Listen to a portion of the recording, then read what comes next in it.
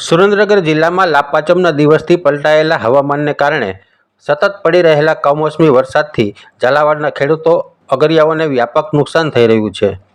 કારતક મહિનામાં અષાઢી માહોલ સર્જાતા આ કમોસમી વરસાદને કારણે ખેડૂતોના કપાસ, મગફળી, શાકભાજી, એરંડા વગેરે જેવા પાકને નુકસાન થઈ રહ્યું છે, તો રણમાં મીઠું પકાવતા અગરિયાઓને પણ નુકસાન થઈ રહ્યું છે. સુરેન્દ્રનગર જિલ્લાના સંસદ સભ્ય ચંદુભાઈ સિહોરા તથા જિલ્લાના ધારાસભ્યોએ સરકારને પત્ર લખી નુકસાનીનો સર્વે કરી રાહત પેકેજ જાહેર કરવા રજૂઆતો કરી છે. કમોસમી વરસાદને કારણે આગામી દિવસોમાં શરૂ થનાર શિયાળુ પાકનું વાવેતર મોડું થવાની, રોગચાળો વકરવાની, ઘાસચારાની અછત ઊભી થવાની પણ શક્યતા વ્યક્ત થઈ રહી છે.